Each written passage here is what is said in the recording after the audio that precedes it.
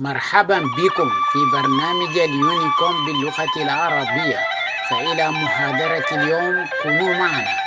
استهلالا نرحب بالجميع ونحيي كل الحضور، ويشرفنا الإطلالة المشرقة على الوجوه النيرة الباحثة عن المعرفة والحقيقة من أجل الوعي والتطور البشري. كونوا معنا وإلى محاضرة اليوم. فإلى هناك.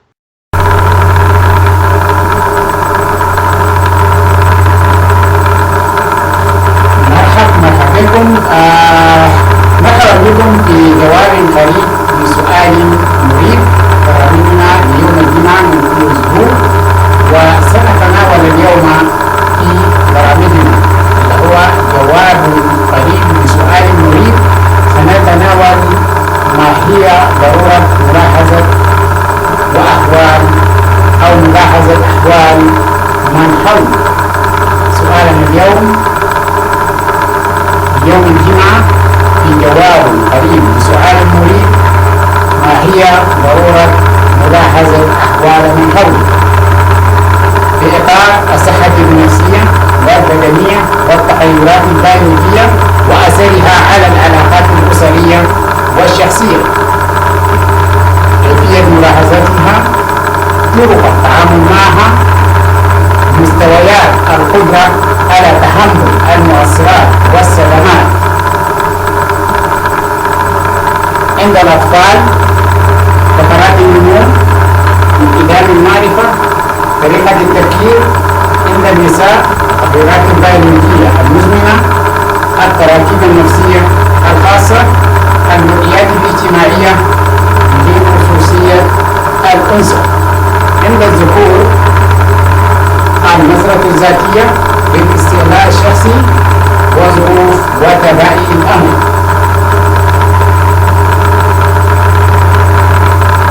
كيف نلاحظ ذلك وكيف نتعامل مع ذلك بين أفراد الأسرة، عند الأبناء والبنات، بين الزوجين، بين الأصدقاء، في مواقع العمل، في الأوساط العامة، أثر العبارات والكلمات السالبة والموجبة على تحسين شخصية الفرد وعلى تحكيم شخصية الفرد. مرحب بكم جميعا، مرحب بكم يا شباب. هنالك واحدة من أهم الأشياء التي يتوجب على الإنسان ككائن اجتماعي أن يلاحظه أو ينتبه عليه هو طريقة التعامل مع من حوله، وتلك لخلق بيئة اجتماعية إنسانية مرحة، وبيئة اجتماعية ناجحة، وعلاقات اجتماعية ناجحة. ولكي تبلغ علاقات اجتماعية ناجحة لابد من أن تراعي نقاط معينة، سواء كان خلال الحديث أو سواء كان خلال الممارسات اليومية أو ممارسات الحياة اليومية.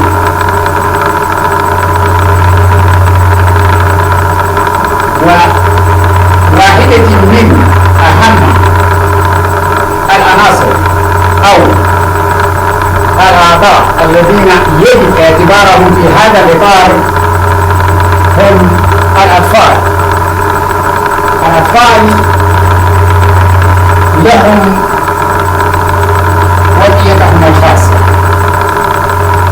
الأطفال لهم وضعيتهم الخاصة التي يجب علينا أن نلاحظها دائما في خلال ولد الطفل حتى ينشأ هذا الطفل نشأة صحيحة دون مؤثرات سلبية على حياته، لكي يكون إنسانا ناجحا في الأسرة أو إنسانا ناجحا في المجتمع. علينا أن نلاحظ اللي هو هو كيفية الملاحظة هو من خلال تصرفات الطفل، من خلال أكله، من خلال شرابه، من خلال تصرفاته، بكائه، كلامه. هذا يجب أن تلاحظ الطفل. يختلف تلك من أم إلى أم. الطفل من يوم ميلاده هنالك لابد من أن ترى أشياء معينة أو تصرفات معينة في الطفل أو سلوك محدد لابد من أن تلاحظه باستمرار. إن كان هنالك أي تغير في هذا الجانب غير بطريقة غير طبيعية أو تغير في الوضعية الطبيعية لهذا الطفل لابد من أن يكون هنالك إشكالية. والطفل لا يمكن أن يبكي إلا وإذا كان هنالك شيء غير طبيعي بالنسبة له. ولذا دائما يعني عليك أن تلاحظ الطفل إذا كان صغيرا جدا حينما يبكي لابد يعني لا تدع أن هذا الطفل يبكي من غير سبب. لابد من أن يعني هنا من هذا من اللي هو هذا انطلاقا من هنا أنت تستطيع من خلال تعاملك مع هذا الطفل تستطيع أن تتعامل مع أي شخص آخر، مع أي شخص آخر. حينما يبكي هذا الطفل لابد من أن تتساءل لماذا يبكي. البكاء هذا هو تعبير، بكاء الطفل هو تعبير. حينما يبكي الطفل مهما كان، إذا حتى وإن كان أم دقيقة واحدة أو أم ساعة واحدة أو أم 10 سنوات، لابد من أن يكون هنالك شيء غير طبيعي بالنسبة له.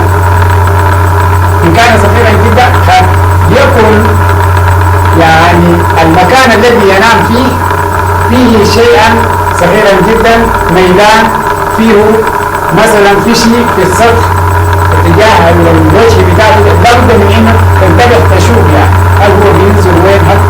بداية من هنا انت تستطيع انه من اسلوب تعاملك مع هذا الطفل هو نفس الطريقة التي تستطيع من خلاله ان تنقله لتعاملك مع اي شخص، من خلال تصرفاته، من خلال اللي هو اسلوب تعبيره، من خلال اللي هو ما يبدي منه أو من خلال ما يبديه أو من خلال سلوكياته. شخص بدأ يبدو بسلوكيات معينة، بتغيرات في سلوكياته، شخصا في أي عمر. بغض النظر الآن الطفل بدأ يبدو بسلوكيات مثلا هذه السلوكيات غير طبيعية، إذا كان مثلا سلوكيات مثلا سيئة أو أي نوع من السلوكيات لابد من أن هذا الشيء هنالك دافع دفعه لأن يتصرف هكذا. ولذا قبل أن تتساءل أو قبل أن يكون لديك رد فعل لديك لابد من أن اللي هو تتساءل لماذا فعل ذلك، لماذا فعل ذلك، وتبحث عن اللي هو السبب الذي أدى بذلك الفعل،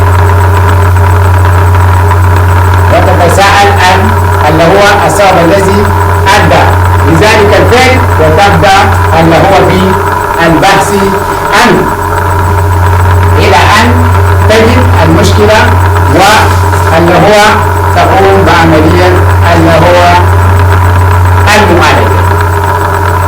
فحينما يبكي الطفل في تعاملك مع الأطفال أو كيفية الملاحظة هو من خلال اللي هو التغيرات التي أو يطرأ على الطفل، وطرق التعامل مع الطفل اللي هو ما عليك إلا وأن تلاحظ اللي هو ماذا يفعل هذا الطفل، اتجاه نظراته، اتجاه ما يشير. إذا كان طفل يعني ما تبغى تستشيفه الطفل ده يعني هل بيتمايل أثناء ما يبكي، هل بيحاول إنه ينهض إلى أعلى،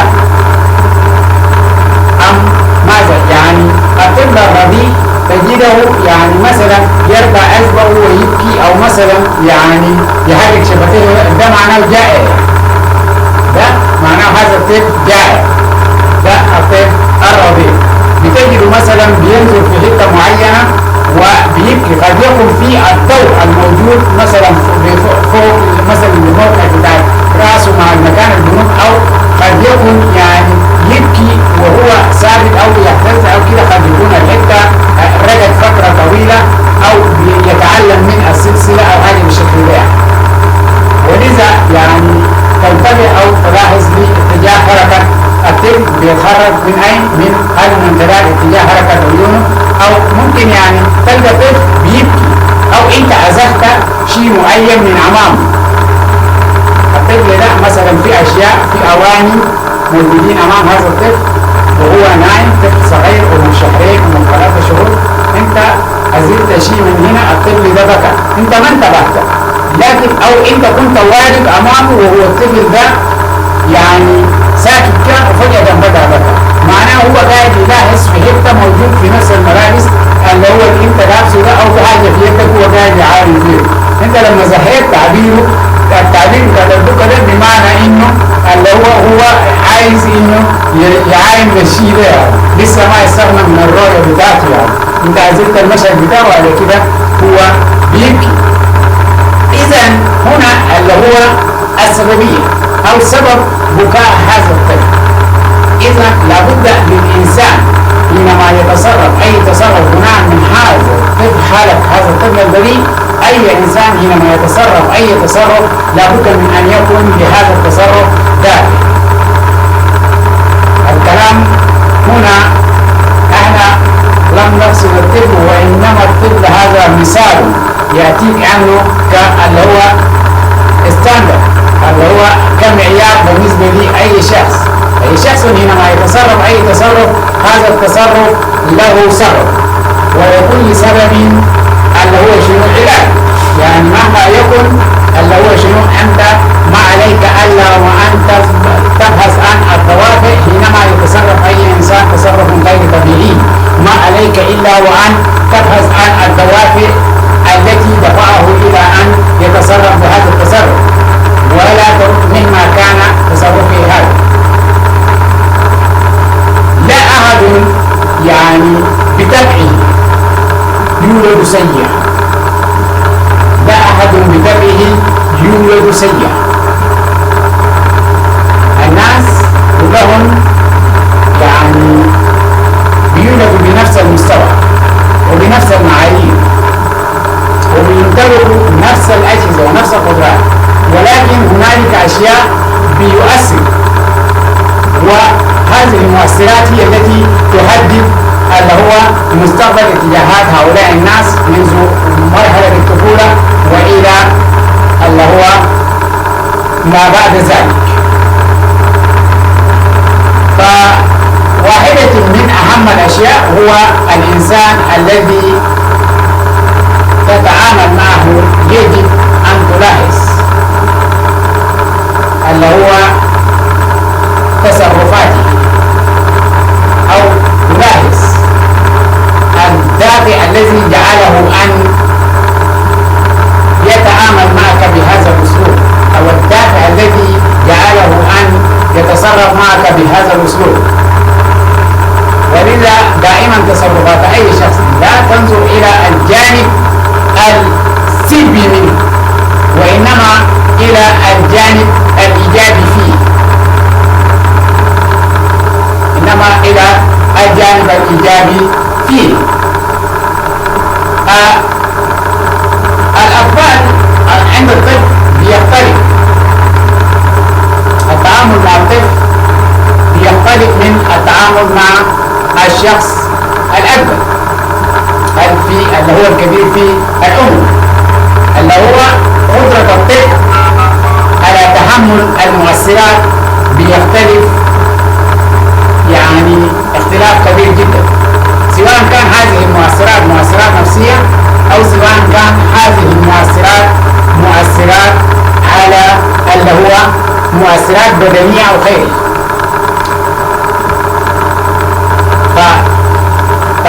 الطفل بيختلف تماما عن اللي هو الشخص الأكبر.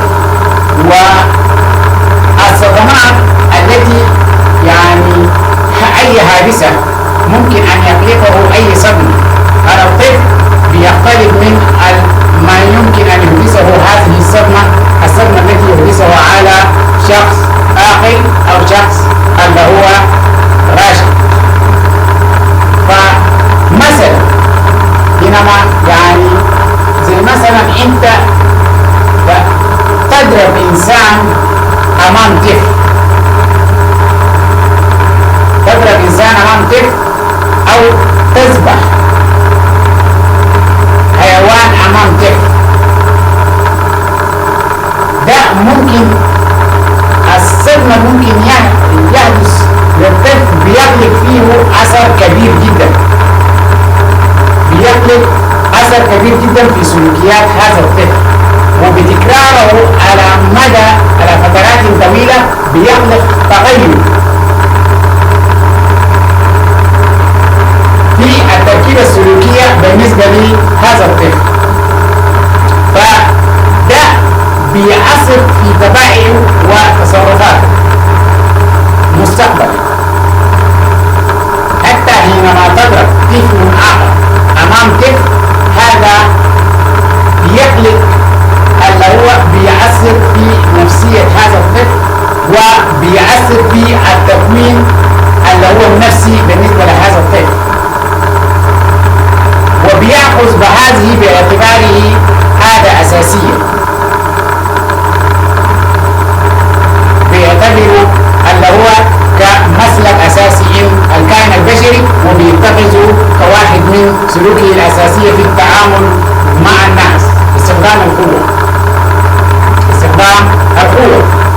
بنفس القدر هو سوف يبدأ يتعامل مع الآخرين من الأطفال أو الأصغر منهم أو الذين يقعون تحت تصرفه كبارا أو صغارا. أيضا نفس اللي هو هذا التصرف حينما يأتي طفل ويقول لك، أو حينما يفعل شيئا وتضربه، هذا الطفل المرة الثانية بيبحث عن اللي هو يعني بدلا من أن تضربه، يعني من الأفضل أن توضح له لماذا أنت يعني ترفض أن يقوم هو بهذا الشيء. لابد تحاول أن تقنعه بأن هذا الشيء سيء، توضح له الجانب السيء مما قام به وتقنعه أن لا يفعل ذلك. لأن حينما تضربه هذا المرة دون أن يعرف السبب، هذا يعني فقط أنه أنت رافض لموقفه، ومعناه المرة التالية هو هيكفي الشيء ده منك ما أكثر من كذا، يعني هيتصرف المرة الثانية هيعمله، لكن أنت ما هتشوفه.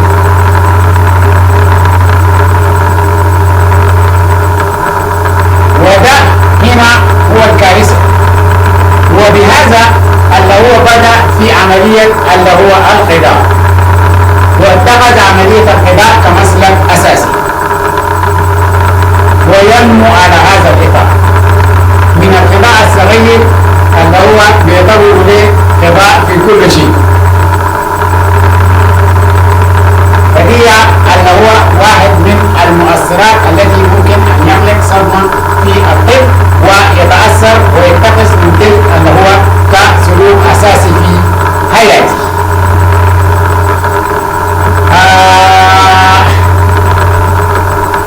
فترات النمو عند الأطفال كفترات النمو، الطفل معك في المنزل، الطفل الطبيعي هو إنسان بيأكل بيشرب بيضحك كالعادة، ده الطبيعي. حينما يكون هنالك شيء سارا، حينما تفعل له شيئا يغضبه بإمكانه أن يفعل، ولكن إن كان هنالك أي تغير في هذا الطفل، أنت يوميا لابد من أن تلاحظ ذلك.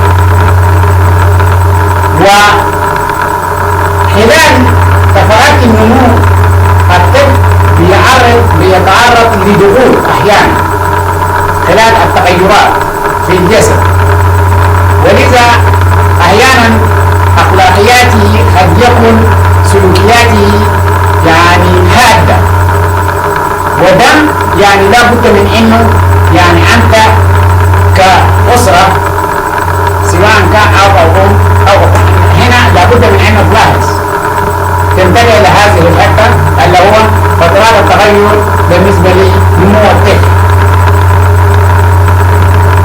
هو في فترات النمو يعني احتاج انه يعني في احتياجات ضروريه، هو عايز ينوم فترات طويله، يعني ما في داعي انه انت تقول له وقتك كله نايم هو ما لا، هو ده طبيعته كده، ده طبيعه الطفل، هو ده فترات اللي هو لا فترات النمو، هو عايز في العمر الكذا ده الطفل لازم ينوم، يعني انت لازم تمشي تبحث في الشيء ده وتجد تعرف السبب اللي بيخلي الطفل ده ينوم كتير كده شنو. الطفل ده عايز ينوم وقت كله، الطفل ده عايز يلعب وقت كله، الطفل ده يتساءل وقت، الطفل ده عايز يجيب في شيء، لازم تمشي تبحث، يعني مش طوالي انت تحاجمه ومثلا تمنع من الكلام ده، لا تمشي تبحث. اما اذا لم يكن يعني هذه الحالة على طبيعي معناه في جانب مرضي موجود في هذا الطفل، مش تهاجم طوالي تضرب او طفل يعني الليلة تديه شيء ما بيحفظ او كذا او ما بيهتم بالدراسة، لا بد من انه يكون هنالك شيء سببي بيمنع من ذلك. وواحدة من اللي هو الأزمنة أو الأشياء الطبيعية في أي طفل اللي هو فترات النمو اللي هو بتاع الطفل في العمر، الطفل بينمو شديد. يعني أنا بتذكر إنه كان واحد من لعيبة بتاعين الكورة في أمريكا، فالزول ده في الميدان الفترة اللي بيقعد بتاعت الراحة ده أو لو يطفوا عمله كده على أساس إنه يتحرك هو تلقاه نام، الفترة اللي بيقعد بتاعت الراحة بين الجيم والثاني هو نايم. فالمسألة ده مشى المدرب للطبيب فقال له مشكلته إنه هو بتاع كرة سلة، فقال له ما عنده أي مشكلة نسيم، مشكلته إنه لسه بينمو ده هيكون أطول من كده مشكلته مشكلة بتاعت نمو الإنسان اللي لسه بينمو أصلا دائما بينمو كتير، لأنه الخلايا بتكون مجهدة، الخلايا بتكون مجهدة لأنها بتنتج خلايا جديدة. ولذا الطفل في اللي هو فترات النمو يعني بيحتاج يعني بيكون سلوكياته مختلف تماما يعني عن اللي هو الطفل الذي تخطى فترة النمو أو عن الشخص اللي هو البالغ. بالإضافة لأنه الطفل في فترات العمر في فترات معينة من العمر يكون هنالك بعض الأجهزة الموجودة في جسد هذا الطفل لم يكتمل نموه، والكلام ده بيجولنا لأشياء ثانية اللي هو الطفل في فترات النمو بيكون في أجهزة، هذه الأجهزة يعني جسم الكائن ده سواء كان إنسان أو حتى الكائنات الثانية، لكن دعنا نضع الإنسان كمثلا، الجسد بتاع الإنسان ده الرأس يعني مركز، أما البقية ده كله مكون من أجهزة، يعني كله مكون من أجهزة زي أجهزة المجال الموزع في المدينة ده بيمتلك شيء من هنا ماشي اللي هو مثلا بيتجه له اللي هو ده مهمته، مثلا الأكل ده مهمته، نقل ده مهمته كذا، كلها متسلسل اللي هو ده مهمته، الأخراج ده مهمته إنه يشتغل في الجانب الفلاني ده مهم، وكل واحد من الأشياء ده عنده عمر معين. كل واحد من هذه الأشياء أو من هذه الأجهزة يعني مصنع في داخله، يعني كأنك يعني جزء شغال بعملية التكسير، جزء شغال بعملية النقل، جزء مهمته كذا، وبتسلسل واحد ده بيعمل الشيء الفلاني، رقم 2 بيعمل كده، رقم 3 بيعمل كده، رقم 3 بيعمل كده. الأشياء دي في بعض من الطفل ما أو الكائن النامي ما بيحتاج إنه يستخدمه إلا لما يصل في العمر كذا. عضلات الطفل مثلا يعني الطفل بيكون في مرحلة لم يصل مرحلة اللي هو النمو الكافي للعضلات، ولذا انت ممكن تكلف مثلا الطفل بالأعمال الشاقة ولا يستطيع لأنه لا يمتلك عضلات بنفس المستوى الذي ممكن يستخدم في عملية اللي هو مواجهة اللي هو أي عمل شاق أو رفع أشياء صغيرة وغيرها. الرفع بتاعت الأشياء الصغيرة ممكن يأثر في العضو بتاعته بالسليم، ممكن ينتني، ممكن يمشي اتجاه كذا ويمشي اتجاه كذا. ولذا حتى الطفل الصغير في فترة النمو أثناء التعامل معه لابد من أن تنتبه لبعض اللي هو الأدوات وأجهزة الجسد، لأنه ممكن يشكل ميدان في اتجاه من الاتجاهات، واللي هو أو ممكن الأنفي ممكن تميل، ممكن يمشي على هذا الاتجاه أو كده، أو ممكن تضغط على الراس بتاع الطفل ده يمشي بالداخل، لأنه لسه في فترة بتاع شنو؟ فترات بتاع نمو. وأيضا الأطفال في أعمار، وقبل ما نمشي بده اللي هو نجي للفترة مرحلة اللي هو لماذا اللي هو أصدر قانون اللي هو ما يسمى بعدم عمالة الأطفال لهذه الأسباب، مش يعني لشيء ثاني. لماذا اللي هو أصدر قانون اللي هو دولي اللي هو زواج الأطفال؟ الناس اللي بتزوج 10 سنة و12 سنة و13 سنة، لأنه هنالك الأجهزة اللي بيستخدمون بالغرض من الزواج هو اللي هو عملية التكاثر والاتصال الجنسي وغيره، والطفل والحمل وغيره والإنجاب.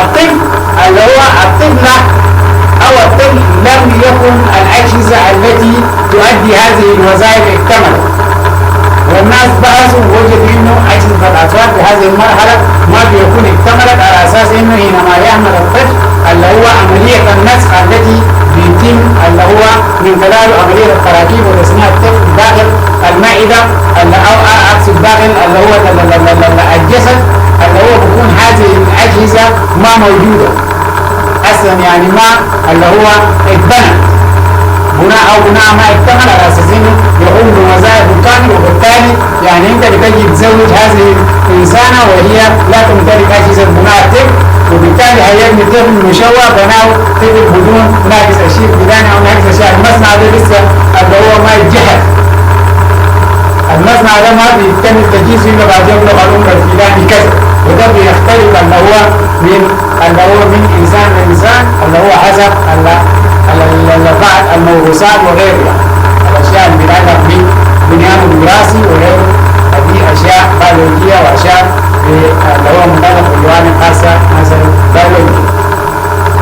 فالمرحله دي يعني الشيء ده يعني مهم في غايه الاهميه، ولذا اللي هو عند الزواج وغيره انت بترى انه الانسان دي جسمها كبير وكذا او الشخص ده لكن هو لسه ينمو في اشياء في داخل الاجهزه الموجوده اللي بيقوم بالمهام الخاصه بالاجهزه ده ما يكتمل، ما هيأدي اللي هو الدور الشيء المطلوب منه.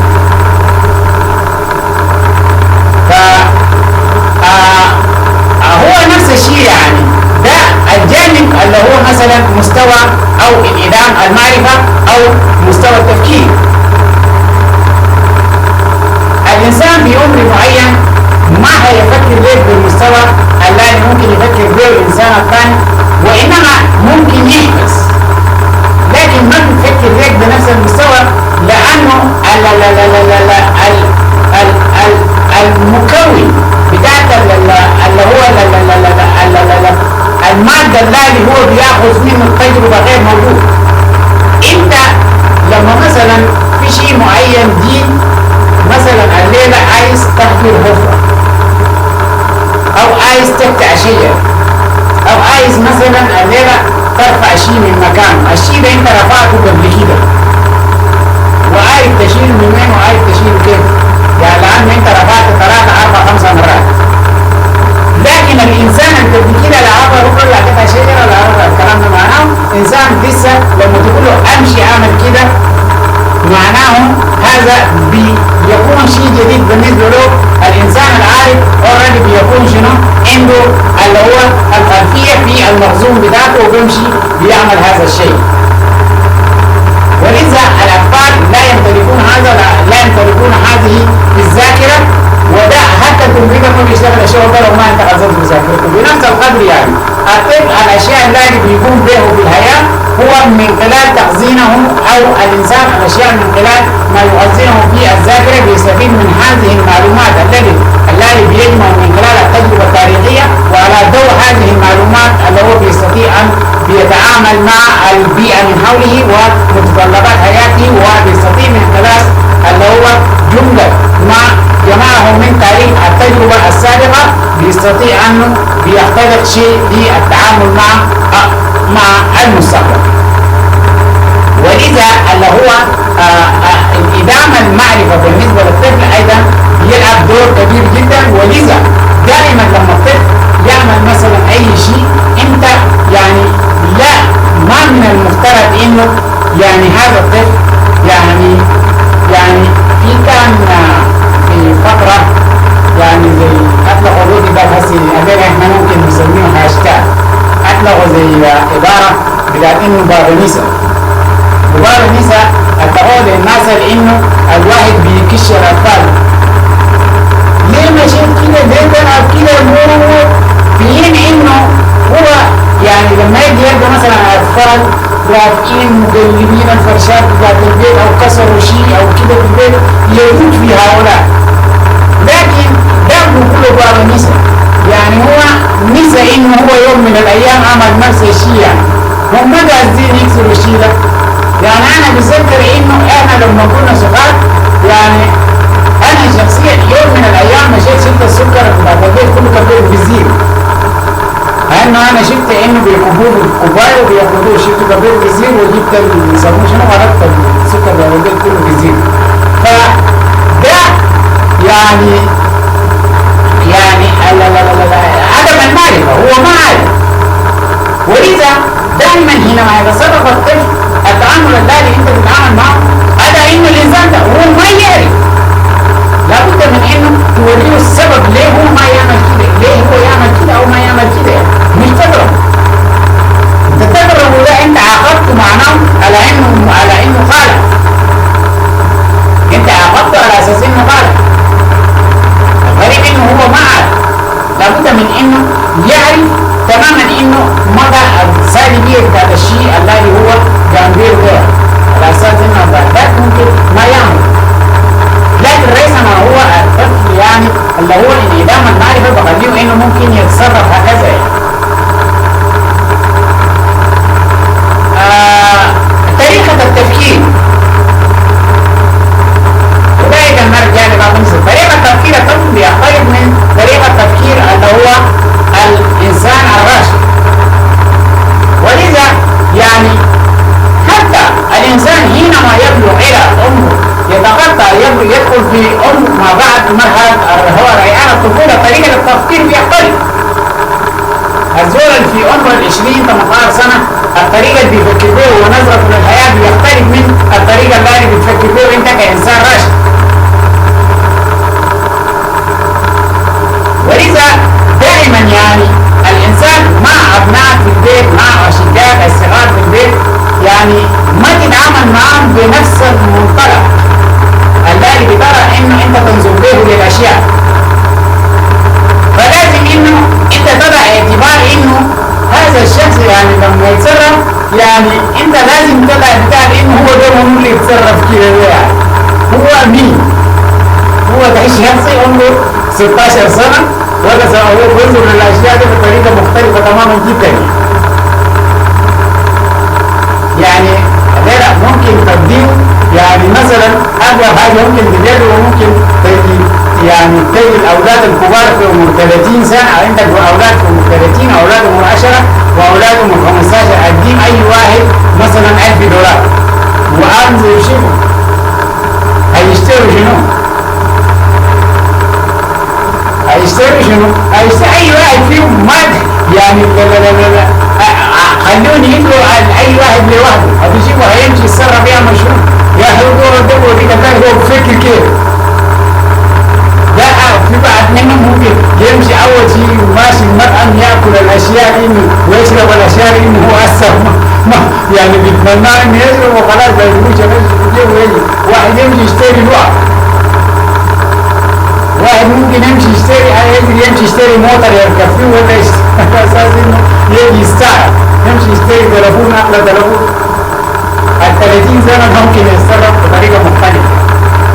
ولسه طريقة التفكير اللي هو عند الطفل بيختلف اللي هو من ولسه ده كل اعتبارات انت تدعو. يعني الطفل لكي تتعامل معه لابد من انه تشوف اللي هو فترات النمو بتاعته تبع اعتبار انه الطفل ده ليه يتصرف كده، الطفل ده ليه انه ما بيسمع الكلام. يعني مش تجي طوالي تجي فيه انت ما سامع الكلام يا ابن الكذا يا يعني ده شيء هذا الطفل يعني هذا الى ان ينمو هيطلع انسان مشوه تماما. هيطلع هذا يعني انسان مشوه، ممكن يدرس يكون بروفيسور او يكون دكتور، يمشي استاذ في الجامعه، يكون مسؤول في الدوله، ولكن هذا الطفل بيكون في تعاملاته مشلول. هو ممكن يبدو منه قرارات وهو مسؤول في الدوله قرارات يعني بطرق سيئه ومسيئه للناس الثانيين وهيقوي المعارضه ضده. ده بناء على هذه الاشياء الذي نما به من الطفوله، المؤثرات النما به من فتره الطفوله. النساء ننتقل من الطفل الى اللي هو النساء. عند النساء من اهم الاشياء يعني حينما البنت انت تتعامل معها كطفلة في الاعمار المبكرة جدا، ولكن حينما تتخطى مرحلة الطفولة هي كأنثى لابد من انه هنالك اشياء اعتبارات بتدعو في سلوكياتها معك في البيت، في تعاملك معه. هنالك اشياء لابد من ان تداروا اعتبار لاي انثى انت تتعامل معه، بما يكون هذه اشياء ثابته فيه. عندك اللي هو التغيرات البيولوجيه المزمنه. الانثى عندها تغيرات لان الاجهزه الموجوده في داخل جسد الانثى بتختلف من الاجهزه الموجوده في داخل جسد الرجل، ولذا التعامل معه يعني حساس جدا. اذا كنت انت تتعامل مع الطفل اللي هو لانه في فترات النمو انه يعني لازم ينوم فتره، المراه بتتطلب انه طوال حياتها انها لازم تنوم فترات طويله، انها لازم ده يعني شيء طبيعي فيها. ولذا يعني دينا انا الكلام ده لاحظته كثير جدا يعني بحدث وانا كنت في السودان، انه يعني واحد ليه تضرب زوجته لانها كانت نايمه وما عملت الشيء في ثاني. هي لازم تنوم يوميا الفتره الزمنيه كذا ما فوق 8 ساعات 10 ساعات ده لازم تنام. ده على طبيعه حياتها كده. ولذا انت شغلته في الازمنه الثانيه او انشغلت باشياء بتاعت البيت، انشغلت باشياء ثانيه وما لقى الزمن انها تنام، هتجي تنام في وقت وانت هتجي تظهر ان ده نايم 24 ساعه. هتجي تتكلم معاه بنفس الاسلوب، وده خطا كبير جدا، وده حق طبيعي من حقوقها، وده طبيعتها كده. انت ممكن تغير طبيعتها. ده اللي هو اللي هو الاشياء اللي ممكن المفروض تلاحظ في المرأة. التغيرات البيولوجية المزمنة أيضا للمرأة، هنالك تغيرات في جسدها دائم، هنالك أجهزة بتتغير دائما لأن الأجهزة أساسا أجهزة بتقوم بعملية التراكيب والبناء بالنسبة لي اللي هو البناء البيولوجي بالنسبة للطفل داخل الجسد. فده بيتطلب انها بتتغير من وقت لاخر، بالاضافه لانه الاجهزه اللي هو المتعلقه به اللي هو عمليه الحمل وغيره واجهزه تناسليه وغيره مختلف تماما من اللي هو التراكيب عند الرجل. ولذا هذه التغير بيحدث لها تغيرات بيولوجيه من وقت لاخر وبطريقه مزمنه. ولذا يعني دائما حينما يكون هنالك تغير انت على هذا الاعتبار، سواء كان بناتك في البيت او اختك في البيت او مثلا والدتك في البيت او زوجتك في البيت، لابد من انه اذا لاحظت اي شيء غير طبيعي من الاعتبارات اللي انت بتدعو على انه هنالك تغير بيولوجي وخليها في حالها. يعني مش خلاص لقيتها مزاجها يسموه شنو او اتكلمت معاك بأسلوب صارف أمك ولا يعني أختك يعني، أو ما اهتمت بالشيء اللي يسموه شنو، أو وريتها شيء ونسيت، معناه هي عندها إشكالية، عندها إشكالية. لو عايز تعرف يعني عشان تساعدها ولا كده ممكن تسألها، لو اعتبرت انه اشكالية مثلا عندها مشكلة حتى فيها تغير، تسألها انت عيان ولا كده، لو قال لك لا لا انا كويسة معناه خليها، معناه دي مشكلة بعدين هي ما بتعرفها يا ما او ما دايرة تحكي، لكن مزاجها مخير لهذا الاساس. يعني اشياء كثيرة جدا بتحدث بتغير مزاجها داخليا، بيخليها انها تشعر انه يعني بأمور هي ما تكون عارفة، وعندما تكون عارفة يعني انت تصفها بأنها هي كسلان، لكن هي ما كسلان أصلا. بالإضافة لأنه هنالك يعني بعض التغيرات موجود في جسدها بيتطلب انها تستخدم رياضة في هذه الفترة، إذا كان مثلا في المجتمعات المثقفة أو وكده بيمشي بيقرأ بتقرأ كتب بتعرف الأشياء ده، أو في جهاد بيوجهه أو بيستشير طبيبة بتقول لها إنها تعمل شنو، لكن ما بيعرفوا، هي بتشعر يعني بتكون خاملة في البيت بيصوبوها بالكسل، لكن هي ده يعني جسمها مثلا في أشياء معينة في جسمها موجود بنسبة كبيرة جدا، ودائما بتكون هذه الأشياء نشطة وبتفرز وبتسوي، وعلى كده دائما تلقاها هي في وضع من الخمول أكثر من البنات الثانيات. وتجي انت هتصيبها مثلا دي كسلانة ونايمة كل وقت تجي كذا كذا كذا كذا ما بتسوي كذا وما بتهتم بكذا، لكن لا بيحتاج هي في بعض الأشياء يعني بيحتاج انه المفروض يقوم بها وهي ما عارف الشيء ده.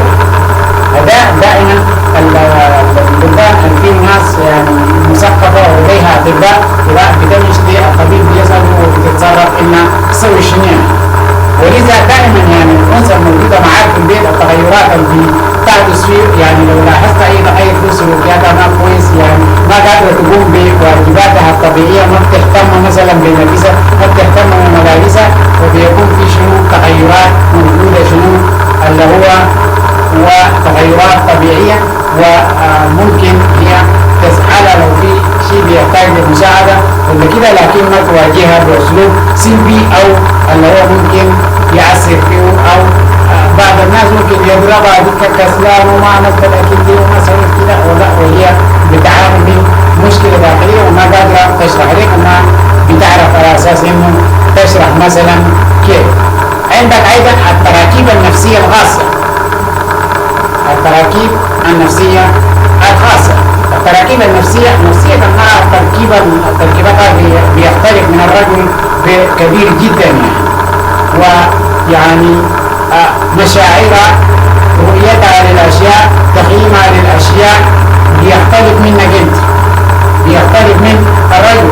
المرأة في البيت يعني مثلا حسيتي بدأت تعرف عربية المرأة، انزل جوا بدأت عربية المرأة أنا لو لقيت عربية المرأة واقفة برا بعرف إنه العربية دي بتاعت مرأة، ولو نزلت بالداخل بعرف إنه ده عربية المرأة ومش عربية الرجل. ويعني البيت اللي فيه المرأة انت لو جيت كده بتعرف إنه البيت ده فيه مرأة وامرأة، والبيت ده مثلا ما فيه. فده أشياء عادية يعني، حتى يعني في مجتمعاتنا هناك يعني معروف واحد لو دخل شركة غزاء وبعرفه مختلف من البيت فيه مرأة موجود، وده بيرجع للتراكيب النفسية الخاصة بالنسبة لي اللي هو للمرأة ونظرتها وكيفية تعاملها مع الأشياء.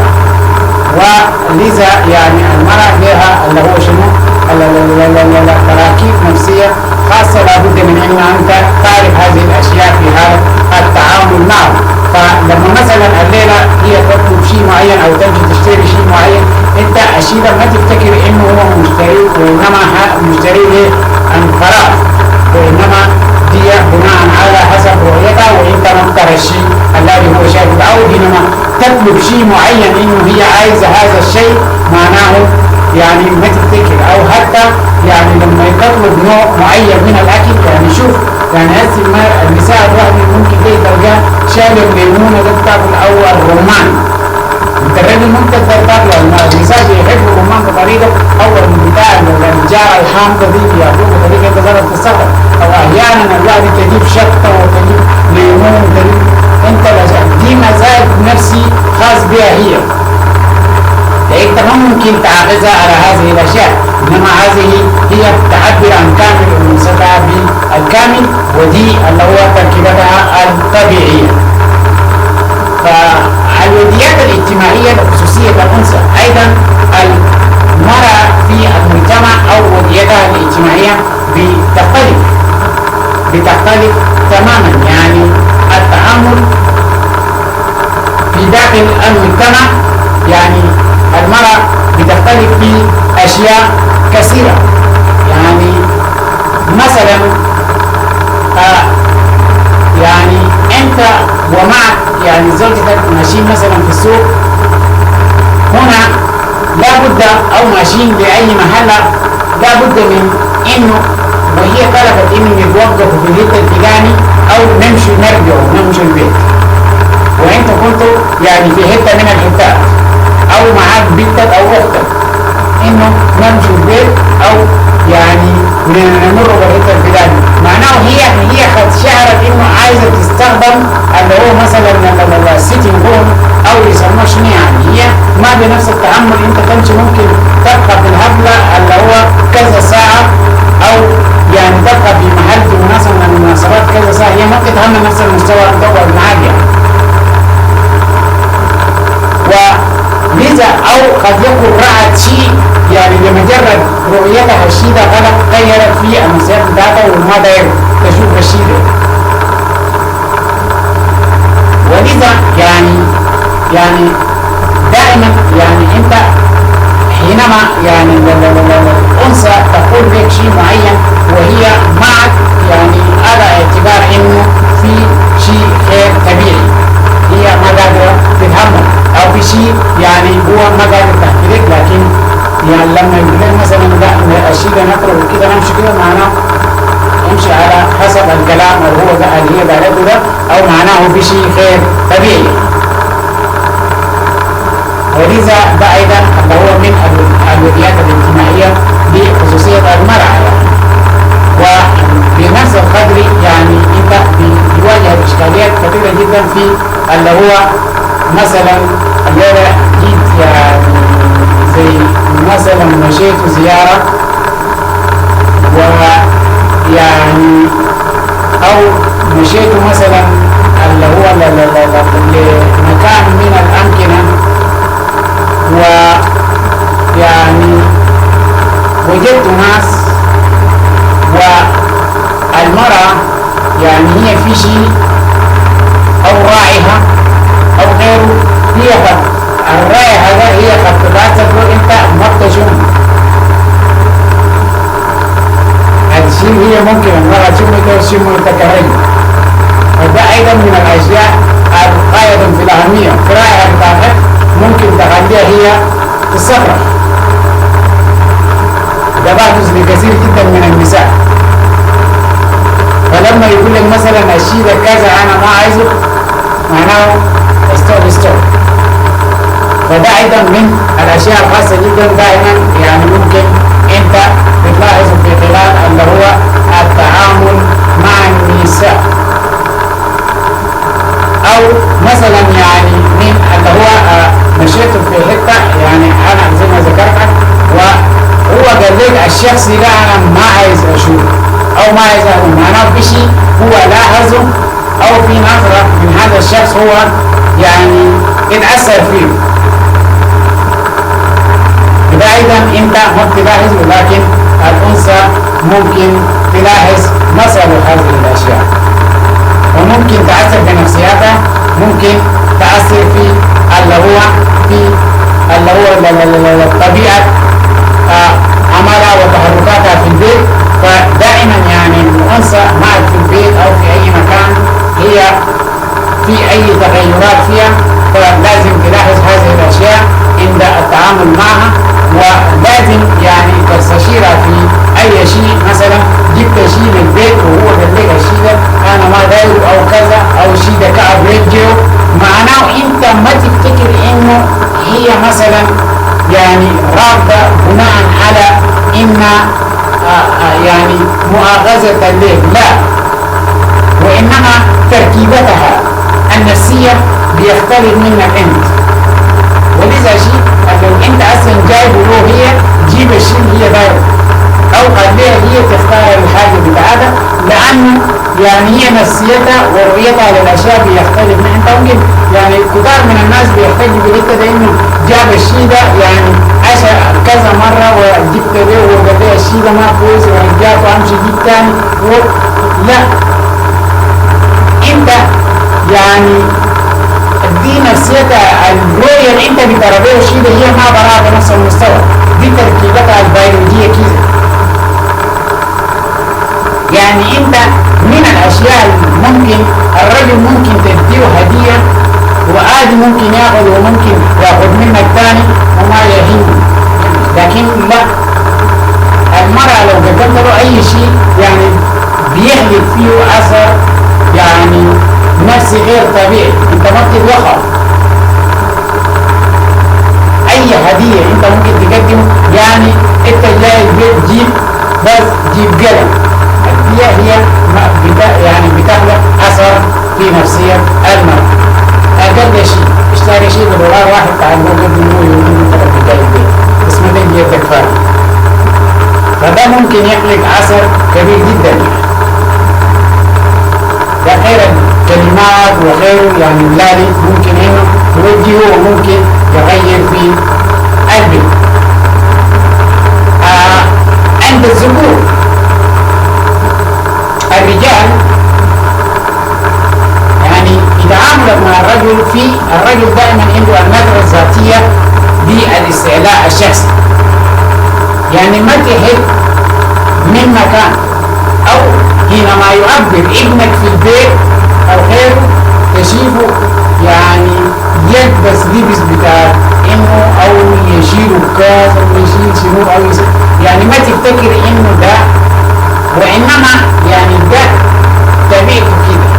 او حينما يتكلم مثلا بصوت عالي او كده، ده اللي هو يعني هو دائما اللي هو الذكر بيحاول انه اللي هو انه يفرض الشخصية بتاعته، لكن الطريقة الوحيد انه انت تقدر تهد من اللي يسموه شنو ده بتاعه بتاع الاستعلاء بتاعته، ده انه تضعه في حدود اللي هو الحقوق بتاعته، على اساس انه ما يستعلى على التعليم.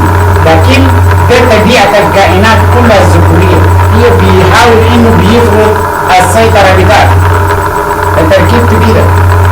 يعني الولد تلقاه في البيت هسه لو قاعد مع اخوانه بيقول لك داير يخوف الثانيين وهو يستعلى عليهم، فده انت يعني ما تتعامل معه بالقوة على اساس انه لانه لو تعاملت معه بالقوة بيتحول يعني انت تكون مناته او ممكن بيتحول اللي هو عملية بتاع الخوف.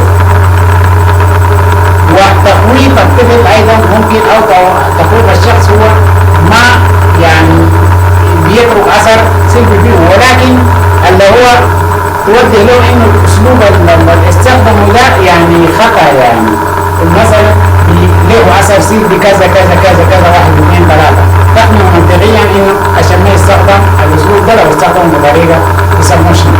ولكن الرجل دائما في الوقت انه الانثى ممكن الانثى دائما بتبني اللي هو تركيبتها على الرقه، الرجل بيبني اللي هو على الاستعلاءيه والقوه واستخدام القوه وغيره. ولذا يعني انت بتلقى انه يسموه شنو يعني الاولاد في البيت دائما مشكله، يعني الهزار بتاعتهم صعب جدا، مع يعني مثلا تلقى يعني ضرب اخوه او ضرب اخوه، فده شيء يعني طبيعي عنده، لكن يعني انت تحاول انه تختلع انه توريه انه الضرب ده ما هو الحل، المنطق تقنعهم بانه يتحدث معهم منطقيا وانه ما ضرب. فانت لو بقيت انه انت تدعو هو بيتعامل بنفس الطريقه مع اخوانه الثانيين الولد بذاته، وده اللي هو من النقاط المهمه جدا. ايضا اللي هو الرجل معك في البيت انت كأنثى يعني ما تحاول انه يعني تحط من مكانه، الرجل دائما بيتطلب انه يعني او هو بيحب انه يرى نفسه يعني انه ليه هو مالي المكانة بتاعته وإنه هو سيء.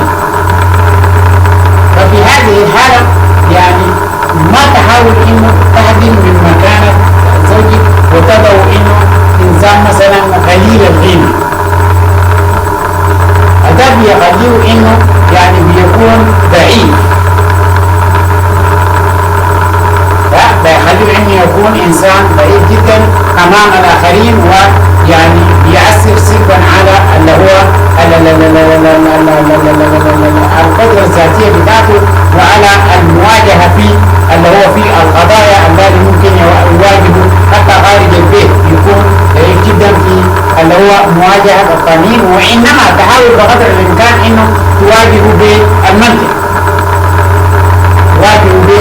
المنطق هو أفضل شيء في حالة إنه هو محاولته هو مثلا الاستعلاء وفرض سيادته في البيت وغيره، تحاول إنه تواجهه بالمنطق، وبتلك الطريقة تستطيع أن تسأل معه. لكن عادي جدا إنه هو لو يعني حاول إنه يفرض نفسه كده ما تعتبر إنه الزوج ده مثلا كذا وكذا وتواجهه بالقوة، وفي النهاية هيتحول الشغلات، تحاول إنه تكسبه بالقوة وما هتكسبه، وإنما هيتحول الأمر إلى صراع، وده بيخلق مشاكل عادة في البيوت. فتحاول إنه تستخدم معه عملية المنطق والحوار، وتخليه انه يكون انسان محاور افضل من انه تخليه انه يكون انسان يستخدم القوه انه يسكت بالقوه، اسكت في النهايه وغيره كلام فارغ، ويتحول الى صراع في داخل البيت. ايضا اللي هو من الاشياء ظروف وطبائع الامن. الرجال دائما يعني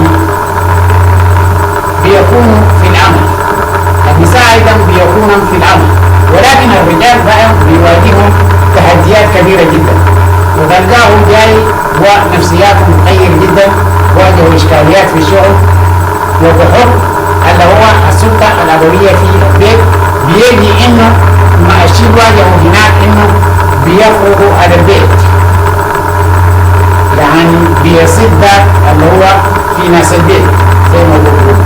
فده في حالة زي ده هو إذا كان مثلا جاء يعني بوضعية مغاير، أنت لابد من أن تنتبه لظروف الظروف الخلاوي، يعني ده مش هو كده أصلا، وإنما في ظرف خلاه إنه يتعامل أو قد يكون مؤرد للي هو الدخول بتاع إنه متطلبات أسرة، أو يعني أحد المتطلبات التي خلاه إنه يتحول إلى اللي هو إنسان عنيف أو إنسان غير طبيعي. وده في هذه الحالة تستطيع إنه تمتص هذا الخطر بأسلوب آخر، وتحاول إنه تناقش وتجد أسباب المشكلة، الدوافع التي خلاه إنه يكون كده شنو. فما تواجهه إذا كان مثلا يعني بدأ بتعامل يعني بدأ بتعامل يعني غير لائق، ويعني اللي هو بأعلى درجة أنت ما تتعامل معه بنفس الدرجة، تحاول إنه اللي هو أنت تنزل تسيبه في الوقت الراهن، ما تربطه في الوقت الراهن وتواجهه مباشرة. إذا هو جرحته فيتحول إلى صدام، وده عادة يعني بحدث من ظروف وطبائع العمل وغيره، هي بتختلف مثلا اللي هو مثل هذه الأشياء، ويعني جاء خادم وكده انت واجهه بالعكس. في الحالة زي دي هو يعني بيتغير بعد لحظات، ممكن يتغير بعد ده ترجع توضح له مثلا، تسأله بعد فترة بتسأله انه انت الليلة هذا الليل شنو، ليه لما تجيب كذا وكذا وكذا وتشوف وتفحص وتلقى اسباب المشكلة، يعني تسأله بطريقة يعني اللي هو استقصائي بالراحة انه حاصل لك شنو، الشغل ما كويس ولا كده، يعني بطريقة يعني تصير عارفه، وبالتالي اللي هو تصل لحقيقة المشكلة شنو، ممكن يحتاج هو لمساعدة، يعني يحتاج لمساعدة. وبنفس الطريقة هو مش هيكرر نفس الشيء، لأنه بعرف انه يعني الشيء اللي هو عمله ده انه خطأ وما هيكرره بنفس الطريقة. التعاون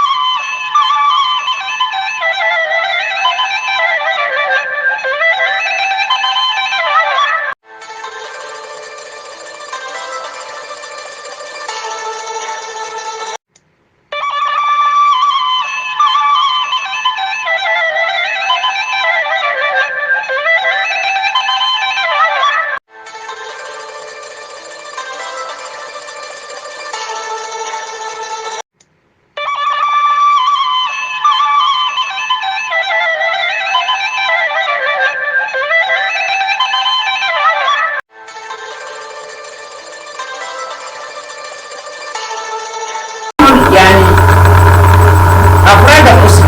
أفراد الأسرة التعامل داخل الأسرة دائما يعني يجب إنه داخل الأسرة إنه تنظر لكل هذه النقاط التي قبل شوية إحنا ذكرناهم داخل الأسرة.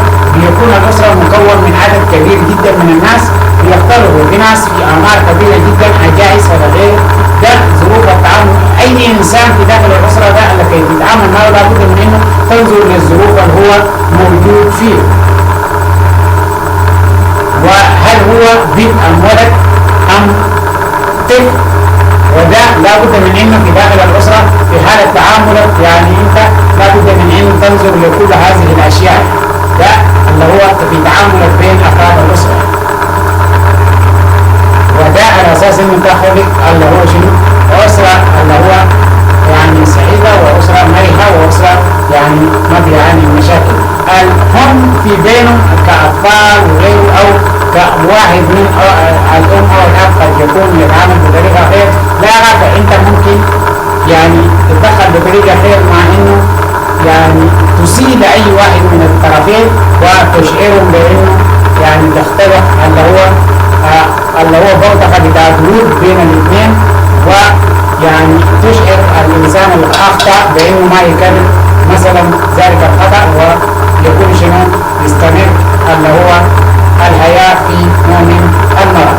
عند الأبناء والبنات أيضا لابد من إنه طرف اللي هو يعني اللي هو الأوضاع أو الحالات الممكن اللي هو حالات البنت أو الحالات المشاكل التي ممكن بيواجه كولد، المشاكل التي ممكن بيواجهه كبنت، سواء كان مشاكل طبيعية أو مشاكل اللي هو في متعلق بجوانب الدراسة، خاصة امتحانات أو خاصة امتحان أو يعني طلع في الخارج يتعرض لمشكلة أو في تحديد واجب مثلا من جهة ما أو غيره.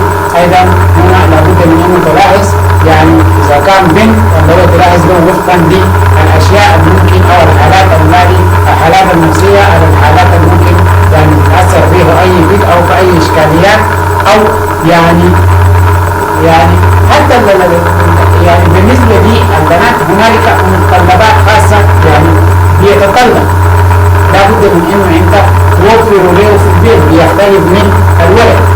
فانت لما تيجي بتدخل لابد من انه تعرف انه هؤلاء البنات المتطلبات التي يعني يجب توفر لهم في البيت هل يعني موجودة او ما موجودة.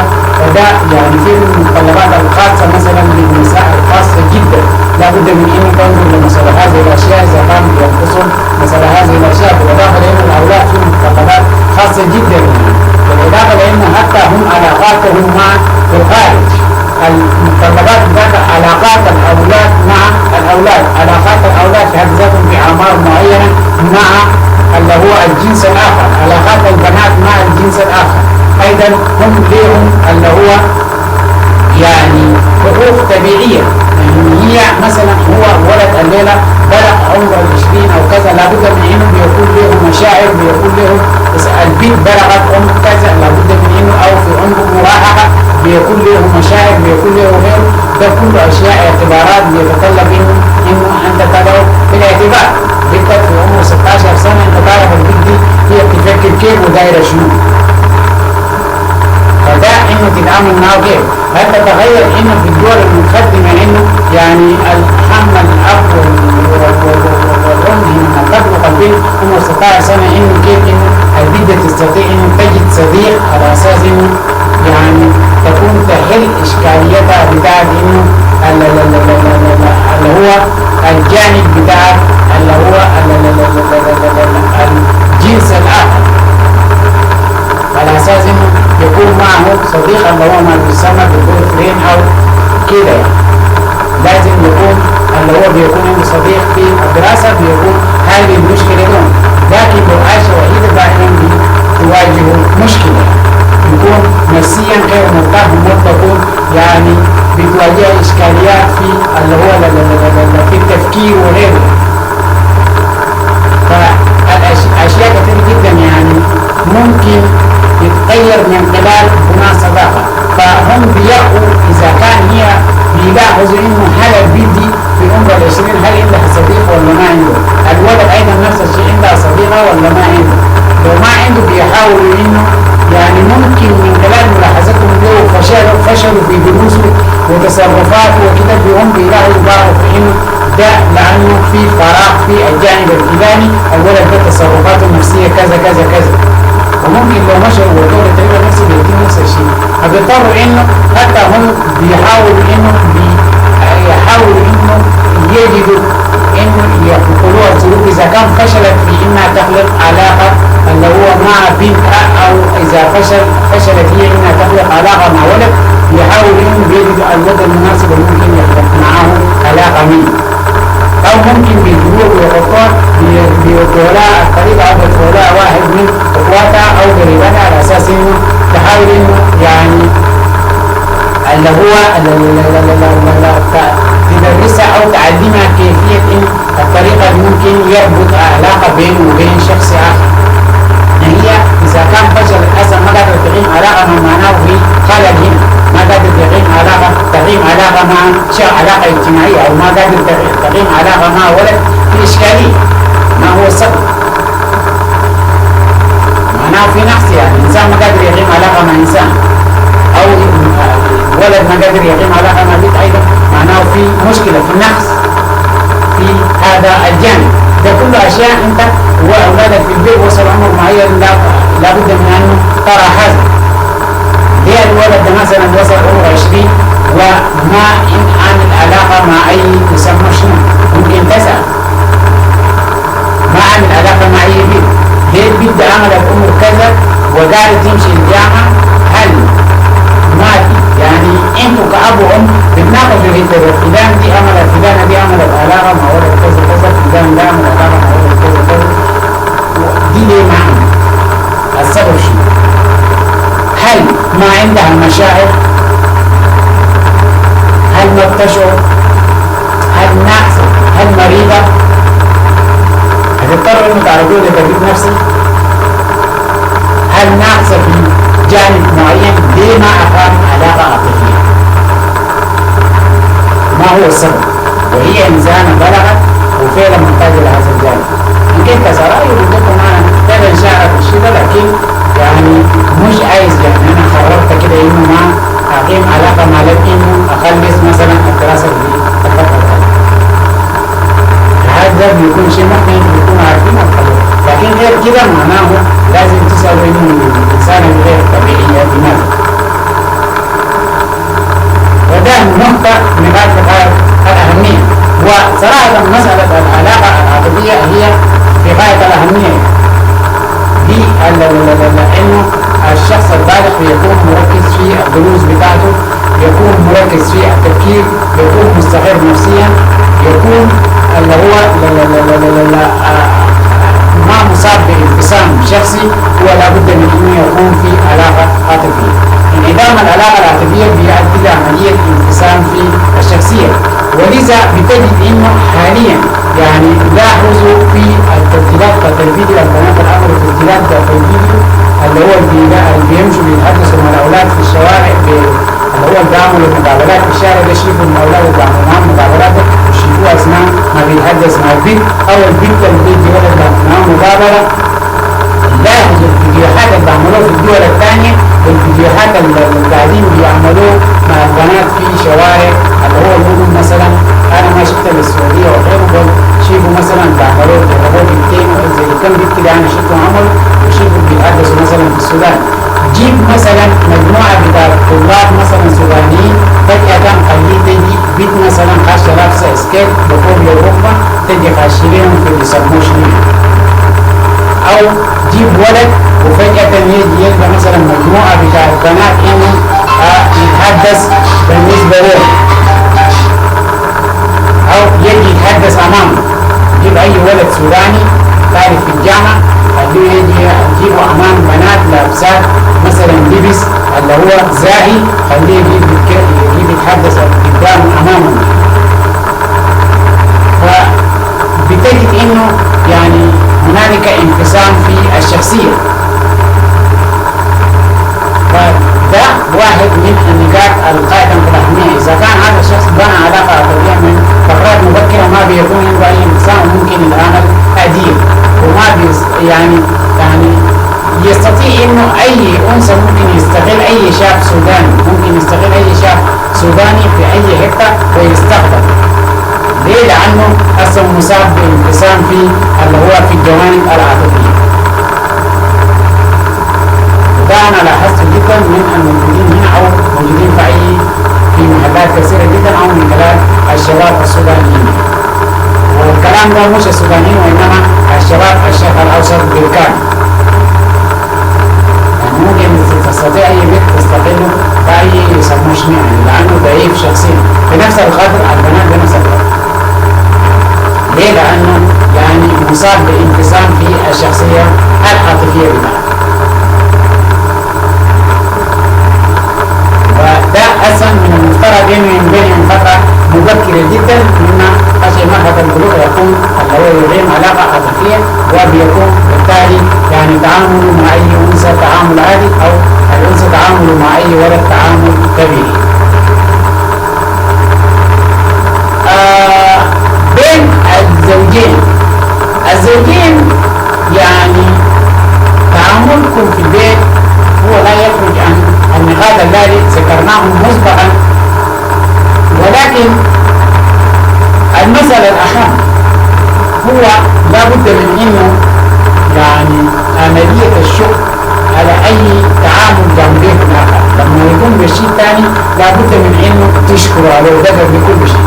بالإضافة لأنه من النقاط الهامة جدا يعني لما يقول مثلا الزوجة بشيء معين يعني انت ما دائما يعني لو الشيء ده خير لائق معك ما طوالي واجهه بأنه الشيء ده كذا ده بيأثر فيه يأثر تأثير يعني معنوي تأثير يعني سيء جدا فانت ممكن يعني لو الشيء أصلا ما كويس يعني ما ضروري طوالي تواجهه انه كذا يعني طوالي يعني تدي رد فعلك. حتى بتاعت رد الفعل ده المباشر ده تشيله بعيد جدا في داخل البيت في التعامل بين الزوج والزوج وحتى في التعامل بين اللي هو مع الأطفال أو مع الأولاد أو مع الأسرة ككل. تشيل عملية رد الفعل ده بعيد جدا خاصة مع الزوجين. ده من النقاط اللي هو قائم بالأهمية فيها التعامل بين الزوجين في البيت. عملية اللي هو رد الفعل المباشر ده لازم يعني تبتعد عنه تماما. في مواقع العمل يعني العبارات اللي انت ممكن تطلقه في مواقع العمل وده بيجرنا لنفس العبارات اللي ممكن تحصل في الأوساط الرامية. ولكن في مواقع العمل يعني العبارة اللي انت تطلقه يعني ممكن يكون له أثر سلبي على نشاط اللي هو العامل الموجود وده ممكن يؤثر في نشاط العمل في الشركة وبعد ممكن يؤثر يسيب الشركة في حد ذاتها.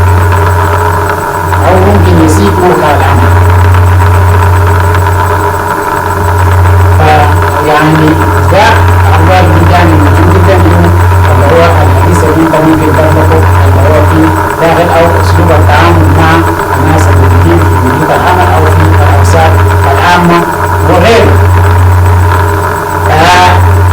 بنجد انه العبارات السالبه والموجب واثره على تحسين شخصيه الفرد وغيره، العبارات ده هيشمل مهمه جدا. العبارات ده من الطفل مرورا بالمرحين، مرورا بالاولاد في البيت، مرورا بالاسره، مرورا بالزوجين، مرورا بالاصدقاء، مرورا باللي هو مواقع العمل والاوساط العمل. يعني العباره زي مثلا العبارات التطلق الكلمات ده له تاثير قاطع، صاروخ تطلق صاروخ تجاه الانسان. فمثلا تقول للانسان عمرك ما تنجح لولد، انت ده عمرك ما تنجح، هذا الكلام مؤثر. وتصدق يعني لما جربت كلمة هذا الشخص ممكن ما ينساه من عمر 6 سنة ما ينساه إلى أن يكون عمره 50 سنة،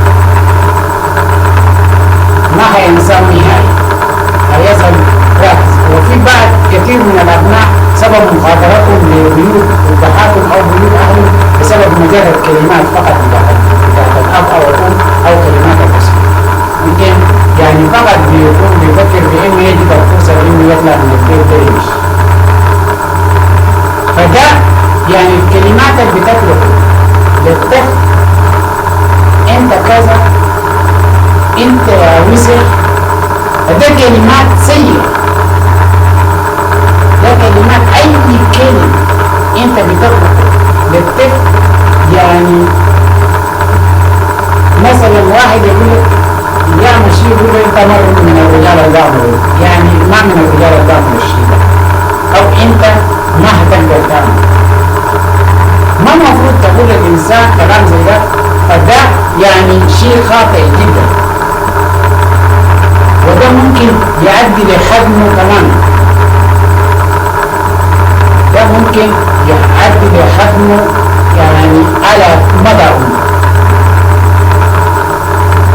لما تصف إنسان بأنه يعني أنت ده إنسان فاشل، خطأ، هذا خطأ كبير جدا. يعني ممكن تكون سبب في حجم هذا الطفل مدى الحياة، ممكن تكون سبب في حجم إنسان مدى الحياة مجرد كلمة تقولها. وممكن تديه كلمة هذا الطفل يتمسك به مدى الحياة، والرغم ما يواجه من فشل من خلال الكلمة ده، الطفل ده من عمر 6 سنة يتمسك بالكلام ده ممكن يكون سبب في نجاحه وسبب في تحوله لإنسان عظيم في مجال اقتصادي، أو يكون إنسان عظيم في مجال بمجرد كلمة. من عمر 6 سنة أنت تقوله له ده ممكن يغير فيه تماما. نفس القدر ده من خلال اللي هو مواقع العمل، من خلال اللي هو ممكن تلقى صديق من الاصدقاء يكون لك اعز صديق، بمجرد كلمه فقط انت يعني وجهت له، ممكن هذا الصديق يحتفظ به مدى الحياه ويكون اعز انسان بالنسبه له. لكن مجرد كلمه ممكن يخسرك يعني اي انسان، فقط مجرد كلمه انت توجهها للشخص، او ممكن يؤثر في هذا الانسان في حد ذاته. ولذا الكلمات الإنسان قدم لك شيء لازم كلمة شكر، إذن، حتى في البيت مع الزوجة لابد من إنه الشكر ده في كل شيء، والإذن في كل شيء، في الدخول في الباب، في أي محل، عايز ترجع شيء من فضلك الدين ده، عايز يديك حاجة من فضلك الإذن. ده أشياء المجاملات، عبارات المجاملة ده لا بد منها.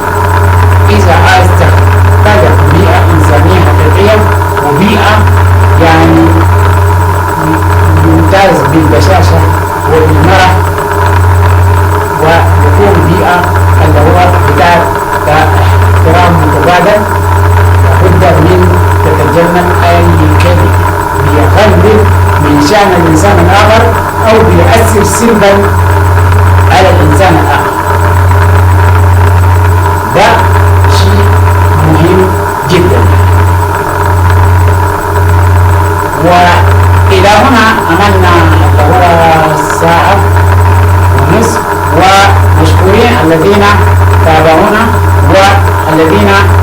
رافقونا على امتداد هذا اليوم وخلال اللي هو سردنا لهذا اليوم في اللي هو جواب قريب لسؤال مريب. وإذا في أي سؤال في أي إنسان في أي كلام عايز يقوله في أي شيء طيب شكرا لكم مرة أخرى ونحييكم وإلى أن نلتقي بكم في الأسبوع القادم في جواب قريب لسؤال مريب. وسنلتقيكم يوم غد السبت في إحدى برامجنا. لكم التحية ومشكورين وإلى أن نلتقي ومع السلامة ونحييكم ومرحبا بكم.